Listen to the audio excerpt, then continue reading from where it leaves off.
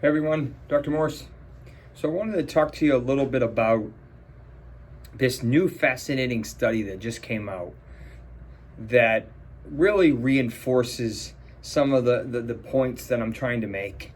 So this is one of the reasons why you have joined our journey or planning on joining my program and really trying to get your life back, trying to get the weight off, trying to keep it off. That's the hard part. So, new study came out this morning yesterday from New England Journal of Medicine.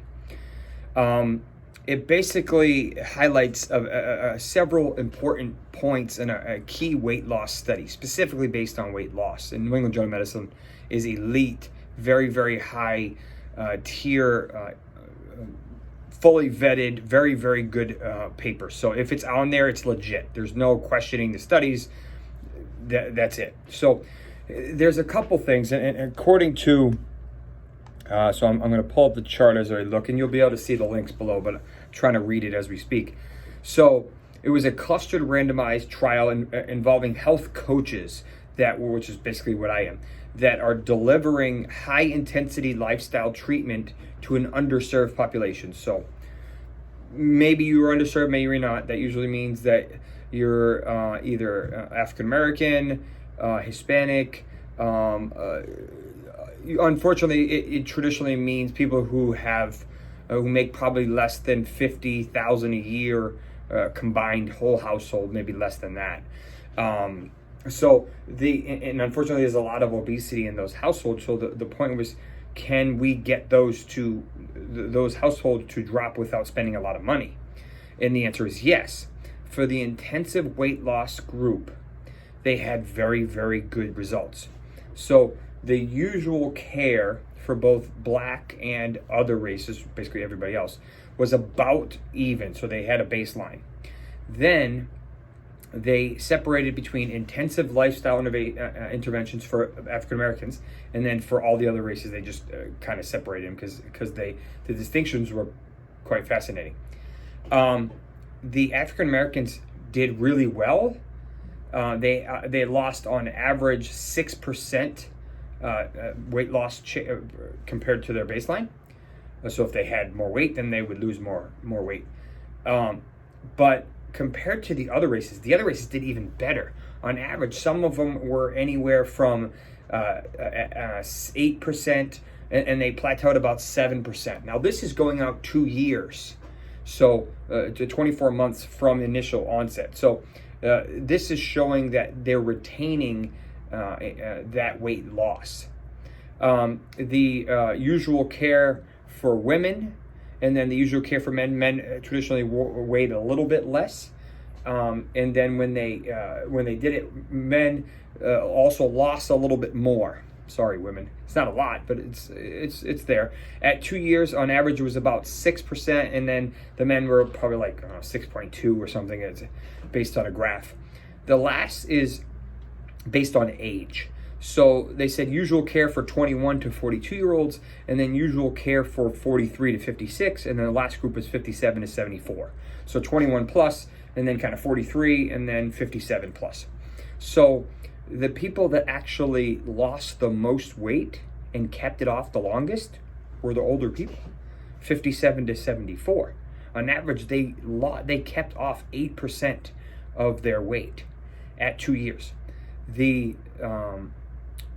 43 to 56 was about 6%, and then the 21 to 42 had a tendency to regress a little bit, and they only maintained about 4% off after getting it down to on average about 6%. So some of them started to regain that weight. So, and this kind of highlights the point that we're trying to make here, is that intensive therapy, intensive guidance, which is basically what I'm trying to provide you here today, is in the form of at least someone who's educated, they have a college degree in medicine, in nutrition, in behavioral therapy. All of these different fields are eligible, per se, to be responsible for this weight loss assistance.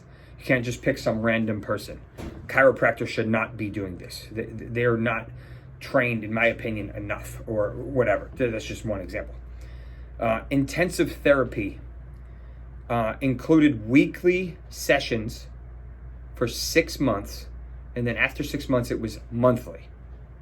So to give you an idea, it required 6 months of weekly sessions.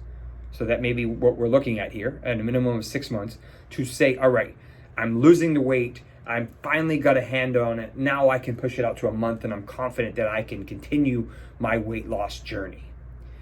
The last part of it was also fascinating. 51% of the people in the study maintained at least 5% weight loss. So if you weigh 100 pounds, then you lost 5 pounds. If you weigh 200 pounds, then you lost 10 pounds, or whatever. That's on average. At 2 years, it was 51%. So half the people continued to kept their weight off at 2 years.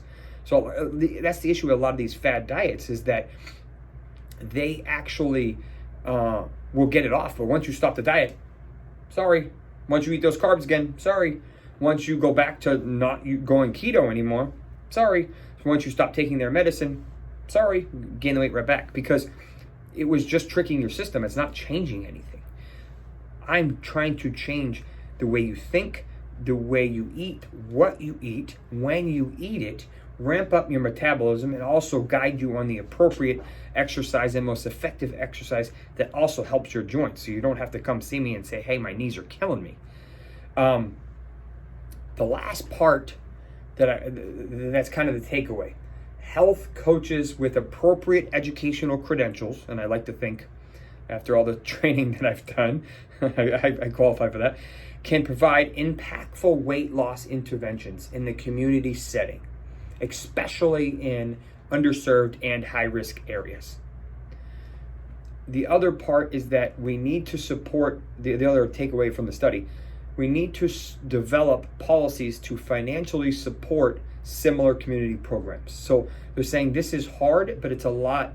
Some money needs to be put in here so that we can educate them, continue to guide them, and they can continue this. But it's challenging to do it without. So that's some really exciting, in my opinion, new solid data to show this stuff works. You just have to be willing to do it. Bite the bullet. You have to be willing to make that change. Say, I'm sick of being this weight. I'm sick of being X size, or feeling this way, or sick of taking all these meds for my diabetes or my blood pressure or whatever.